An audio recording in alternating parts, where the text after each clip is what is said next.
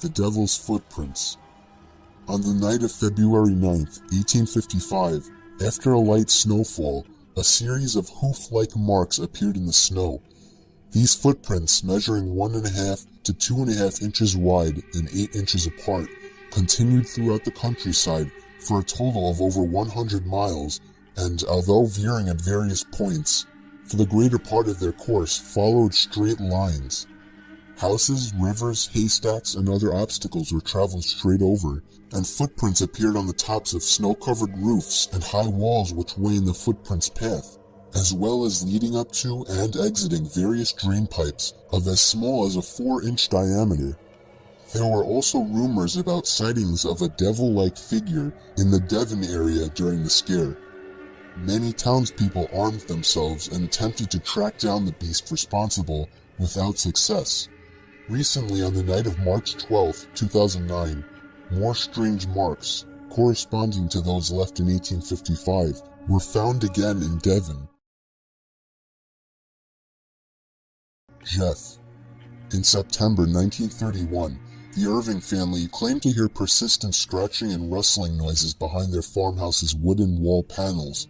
At first, they thought it was a rat, but then the unseen creature began making different sounds, sometimes spitting like a ferret, or growling like a dog, or gurgling like a baby. The creature soon revealed an ability to speak, and introduced itself as Jeff, a mongoose. It claimed to have been born in New Delhi, India, in 1852. According to Vori, the daughter, who was the only person to see him properly, Jeff was the size of a small rat with yellowish fur and a large bushy tail. Jeff variously claimed to be an extra clever mongoose, an earthbound spirit, and a ghost in the form of a weasel. He once said, "I am a freak. I have hands and I have feet, and if you saw me, you would faint.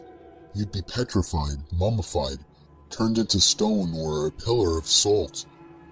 Vori Irving, who took Jeff under her wing, died in 2005. In an interview published late in life, she claimed that Jeff was not her creation. James Warson. On September 3, 1873, a man named James Warson had accepted a challenge to race in record time from the town of Leamington to the town of Coventry, a 20-mile trek. He had been boasting of his foot skills and then was asked to prove them, so, with sporting good spirits, he set about to do just that. Two friends, Hammerson Burns and Barham Wise, followed behind in a horse-drawn carriage. Burns brought along his camera. Warson was never out of their sight and would often turn around while running to exchange some friendly words with the two riders. Running in the middle of the road, Warson suddenly appeared to stumble and pitch forward, having time enough for only one short, piercing scream. Wise later said it was the most ghastly sound either of us have ever heard. But as Warson pitched forward with that terrible cry, instead of falling to the ground as he appeared to be about to have done, he completely and totally vanished in mid-fall before ever striking the ground. The road itself told the story and Wise took the pictures to prove it. There, in the soft dirt, were Warson's footprints. They led down the middle of the road, looked as if the runner stumbled, and there they disappeared. A search was called and the locals scoured the area for James. The bloodhounds used in the search were strangely reluctant to approach the spot where Warson disappeared. He was never seen or heard from again. August 7th, 1973 will remain a day of mystery and possible tragedy.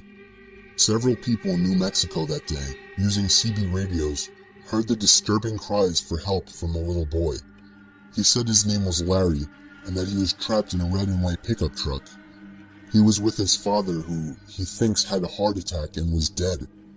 He said that they had been on a rabbit hunting trip when his father collapsed on the steering wheel. Larry claimed that the truck had flipped over into a ravine, and both doors were jammed shut and he was unable to escape. The boy's signal faded in and out over the next few days, and was also heard in California, Wyoming, and Arizona. In a panic, Larry began to flip between channels crying for help. police began a search and rescue team. One helicopter pilot who was searching the Manzano Mountains in New Mexico for Larry says that he made contact with a little boy calling for help, but he called himself David, not Larry. A family traveling from Missouri was reported missing on August 11th, and they had a son named Larry, but they were eventually found. On August 12th, an Army sergeant claimed to have spoken to the boy for 3 hours, but could not get him to give more information about himself, like his phone number or address, etc. No more contacts could be made with Larry. It is presumed his battery died. The search was called off on August 13th. The police stated that there was no concrete evidence. They also say that the boy, if real, may have died sooner than the transmission stopped, and that the subsequent transmissions from different states, some were even heard in Canada, were hoaxes. Many believe it was a hoax, but those who spoke to Larry swear to this day that it wasn't, that the emotion and the crying they heard from little Larry was no doubt the real thing. On November 29, 1970, a professor and his daughters were hiking in the Isdalen Valley in Norway when they came across the partially charred remains of a young woman. She was surrounded by a large quantity of sleeping pills and bottles of gasoline. All the clothing she was wearing had the tags removed, and her fingerprints had been sanded off. A dental screening was done, and some of her dental work was done using techniques only found in Latin America. She was eventually traced back to 2 suitcases at the NSB train station in Bergen. Her luggage contained a prescription lotion with the doctor's name removed, and a few pieces of broken glass with partial fingerprints, and 500 German marks, which is the equivalent of $350 under the lining of one of the suitcases. They discovered the woman had traveled by train across Europe under 9 different names. There were diaries found with her things that contained cryptic notes that the police deciphered were codes listing the places that she had been. Witnesses say she wore wigs as she traveled and spoke several languages such as French, German, English, and Dutch. She stayed at several hotels in Bergen.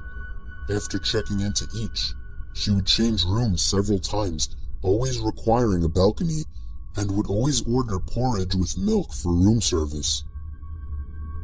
A local man came to the police saying that 5 days prior to the body's discovery, he came across a very elegant woman while hiking. He noted that she wasn't dressed for being outdoors, much less on a remote hiking trail, and that her face was distorted with fear. He claimed that she attempted to mouth something to him, but was followed closely by 2 large men in black coats. The man waited 32 years to come public with this story, stating that when he contacted the police, the officer who answered told him, "Forget her, she was dispatched. The case will never be solved."